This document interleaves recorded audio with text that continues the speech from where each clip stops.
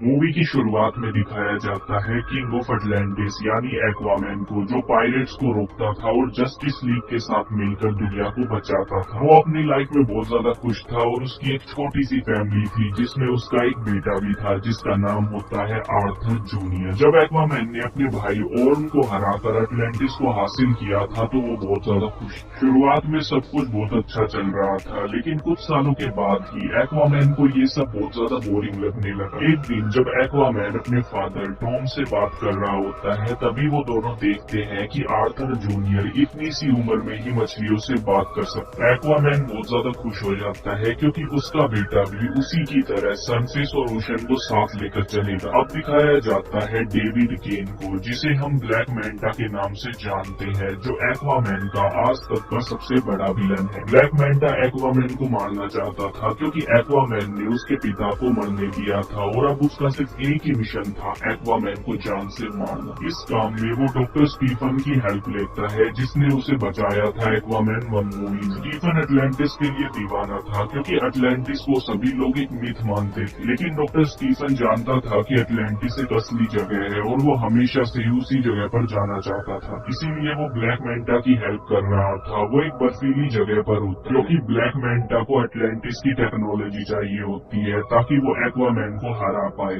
क्योंकि at the end of the day Black Manta था तो एक नॉर्मल ह्यूमन ही और वो अपने आप से एक्वामैन को नहीं हरा सकता था। उसे अटलांटिस की टेक्नोलॉजी चाहिए ही चाहिए थी ताकि वो एक्वामैन की बराबरी कर सके। डॉक्टर स्टीफन को उसी जगह पर एंशिएंट टेक्नोलॉजी की रीडिंग मिलती है तो वो ब्लैक मैंटा को इस बारे में बता देता है। इसके बाद ब्लैक मैंटा वहाँ पर आता है और उस जगह की जांच करने लगता है जहाँ पर उसे एक टूटा हुआ ट्राइडेंट दिखता है। जब वो उस ट्राइडेंट को जोड़ देता है तभी उसे एक विजन आता है जिसमें एक एविल एंटिटी उससे कहती है, मेरी विल को फ्री कर दो और मैं तुम्हें वो ताकत दूंगा जिसकी मदद से तुम अपने सबसे बड़े दुश्मन एक्वामैन को मार पाओगे। अब 5 महीने बीत जाते हैं और हमें दिखाया जाता है कि ग्लोबल वार्मिंग की वजह से बहुत ज्यादा डिस्ट्रक्शन हो रहा है, ग्लेशियर्स पिघल रहे हैं और एक बहुत बड़ी समस्या दुनिया के सामने आ रही है। ओशियन की काउंसिल द्वारा एक्वामैन पर दबाव बनाया जा रहा होता है कि सरफेस के लोग हमारी किंगडम को नुकसान पहुंचा रहे हैं तो हमें उन पर हमला कर देना चाहिए, लेकिन एक्वामैन ऐसा नहीं चाहता था। वो दोनों दुनिया के बीच समझौता चाहता क्योंकि अटलांटिस और सरफेस एरिया दोनों ही एक्वामैन का घर था। एक्वामैन इस बात से काफी परेशान होता है और वो अपने फादर से बात करता है जहाँ पर उसके फादर उसे समझाते हैं कि वो वही करे जो सही है। साथ ही यहाँ पर एक्वामैन अपने फादर को थैंक यू भी कहता है क्योंकि उन्होंने अकेले ही उसे पाला था और अब जब वो खुद एक बाप बन गया था तो वो उसकी अहमियत को समझ रहा था। दूसरी तरफ ब्लैक मैंटा अपने लोगों के साथ बहुत सारी टेक्नोलॉजी को इकट्ठा कर रहा होता है जिसकी नॉलेज उसे उस ट्राइडेंट की वजह से मिल रही थी। डॉक्टर स्टीफन भी इस चीज से काफी हैरान थे क्योंकि ऐसी नॉलेज को हासिल करना बहुत ही ज्यादा मुश्किल था,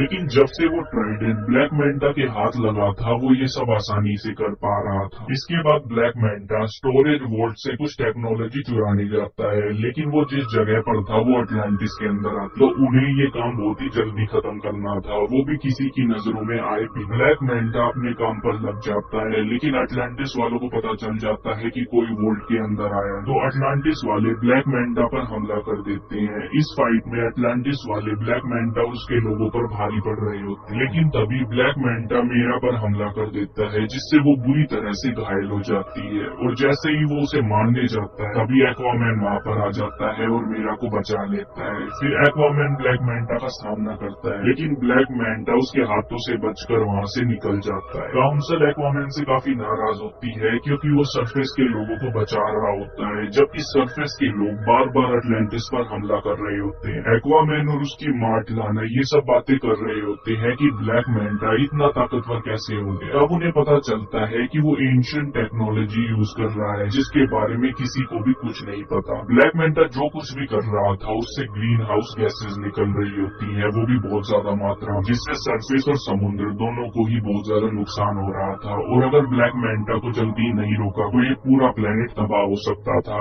एक्वामैन को उसे जल्द से जल्द रोकना होता है ताकि वो सभी को बचा पाए, लेकिन इस काम में उसे किसी की हेल्प चाहिए होती है जो ब्लैक मैंटा को अच्छी तरह से जानता हो और वो और कोई नहीं बल्कि एक्वामैन का सौतेला भाई ऑर्म होता है। ऑर्म डेजर्ट प्रिजन में एक बहुत ही खुफिया और सुरक्षित जगह पर होता है ताकि वो कहीं भी भाग ना सके, लेकिन एक्वामैन उसे डायरेक्ट प्रिजन से नहीं निकलवा सकता था था, क्योंकि ऐसा करने पर वॉर छिड़ सकती थी बाकी किंगडम्स के भी। तो एक्वामैन किंग नेरियस की हेल्प से ऑर्म को बचाने का प्लान बनाता है। किंग नेरियस एक्वामैन को एक नया सूट देते हैं, जिसकी वजह से वो वहाँ पर इनविजिबल हो सकता था, ताकि किसी को भी ये पता ना चले कि king of Atlantis Aquaman arm को प्रिजन से छुड़वा कर ले गए। साथ ही वो उसे एक ऑक्टोपस भी देते हैं जो उसकी इस काम में हेल्प कर रहा होता है। इसके बाद एक्वामैन निकल पड़ता है अपने मिशन पर। दूसरी तरफ ऑर्म की हालत काफी खराब होती है उस प्रिजन में, पर जो कुछ भी उसने किया था ये उसी की सजा थी। फिर एक्वामैन डेजर्टर प्रिजन में पहुंच जाता है और वहाँ के सोल्जर्स को हराकर ऑर्म को अपने साथ ले जाता है। ऑर्म एक्वामैन की काफी बुराई करता है, क्योंकि सिर्फ वही एक ऐसा राजा है जो सरफेस और समुद्र को बराबर मानता है, और वो एक नंबर का बेवकूफ भी है। यहाँ पर एक्वामैन और ऑर्म में थोड़ी नोकझोंक हो जाती है, क्योंकि वो दोनों एक दूसरे को ज्यादा पसंद नहीं करते थे। इसके बाद वो दोनों किंगफिश के पास जाते, जो पायरेट्स के साथ डील किया करता था। वो जानते थे कि एक यही आदमी है जो उन्हें ब्लैक मेंटा के पास पहुंचा सकता है, लेकिन किंगफिश उनकी हेल्प करने से मना कर देता है और उन पर अपने आदमियों से हमला करवा। लेकिन एक्वामैन और ऑर्म बहुत ज्यादा ताकतवर होते हैं, वो उन लोगों को हरा देते हैं। फिर किंगफिश उन्हें बता देता है कि ब्लैक मेंटा उन्हें कहाँ पर मिलेगा, जिसके बाद वो दोनों निकल पड़ते हैं ब्लैक मेंटा को पकड़ने के लिए। दूसरी तरफ ब्लैक मेंटा उस ट्राइडेंट की वजह से बहुत ज्यादा रूथलेस बनता जा रहा था, क्योंकि जो एविल एंटिटी उसमें थी वो ब्लैक मेंटा को और भी ज्यादा बुरा बना रही थी। वही डॉक्टर स्टीफन ब्लैक मेंटा का ऐसा रूप देखकर बहुत ज्यादा हैरान थे। वो उसका साथ नहीं देना चाहते थे, पर उनके पास कोई और रास्ता नहीं था, क्योंकि अगर वो उनका साथ नहीं देंगे तो ब्लैक मेंटा उन्हें जान से मार देगा। वो ब्लैक मेंटा को समझाने की कोशिश भी करते हैं, पर ब्लैक मेंटा उनकी एक बात भी नहीं मानता। तभी वहाँ पर एक्वामैन और ऑर्म आ जाते हैं। डॉक्टर स्टीफन एक्वामैन और ऑर्म को समझाते हैं कि वो मजबूरी में ब्लैक मेंटा का साथ दे रहा है। तभी ब्लैक मेंटा और उसके लोग उन पर हमला कर देते हैं।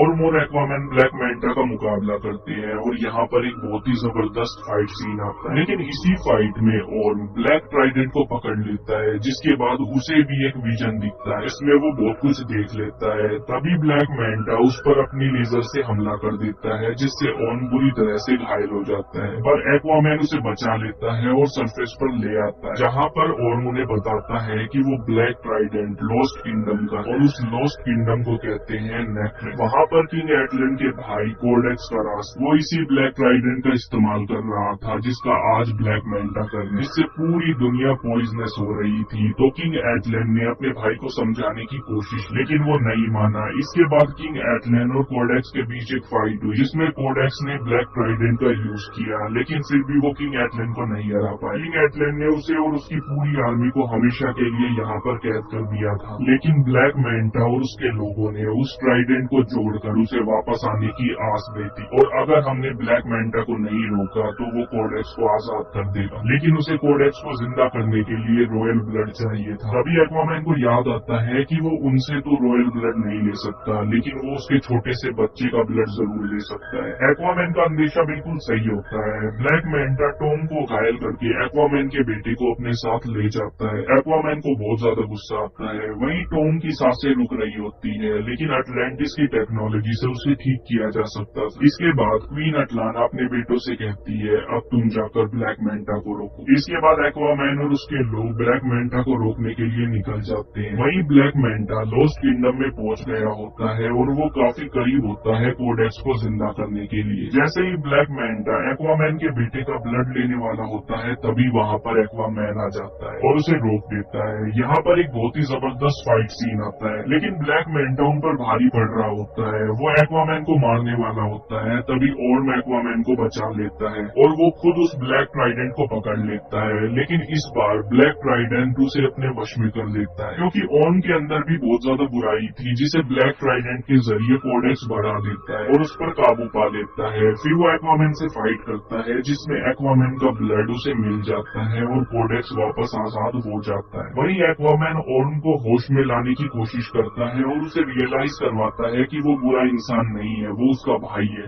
ऑर्म होश में आ जाता है। एक्वामैन ब्लैक ट्राइडेंट को कोडेक्स पर फेंकता है, लेकिन कोडेक्स उसे पकड़ लेता है। तब ऑर्म उसे उसका ट्राइडेंट देता है, जिसके बाद एक्वामैन अपनी पूरी ताकत से अपने ट्राइडेंट को उस पर फेंकता है, जिससे कोडेक्स हमेशा के लिए खत्म हो जाता है। लेकिन जिस जगह पर वो होते हैं वो पूरी तरह से तबाह होने लगती है। ब्लैक मेंटा नीचे गिर रहा होता है। तब एक्वामैन अपनी सारी दुश्मनी भूलकर उसे अपना हाथ देता है और रहता है मेरा हाथ पकड़ो और ऊपर आ जाओ, लेकिन ब्लैक मैंटा उसका हाथ नहीं पकड़ता और नीचे गिर जाता है, जिससे उसकी मौत हो जाती है। एक्वामैन जीत गया होता है और उसने पूरी दुनिया को बचा लिया होता है, साथ ही वो ऑर्म को भी वापस प्रिजन में नहीं डालता। एक्वामैन कहता है तुम यहाँ से चले जाओ, लेकिन कोशिश करना ज्यादा दूर न करो, क्योंकि हम तुम्हें खोना नहीं चाहते। इसके बाद सब कुछ ठीक हो गया होता है। एक्वामैन बहुत ज्यादा खुश होता है अपनी फैमिली के साथ, और उसने पूरी दुनिया के सामने अटलांटिस को रिवील कर दिया होता है, और यहाँ पर ये मूवी खत्म हो जाती है। तो अगर आपको ये वीडियो अच्छी लगी हो तो वीडियो को लाइक करना, अपने फ्रेंड्स के साथ शेयर करना, चैनल पर पहली बार आए हो तो चैनल को सब्सक्राइब किए बिना कहीं मत जाना। तो मिलते हैं अगले वीडियो में, तब तक के लिए बाय।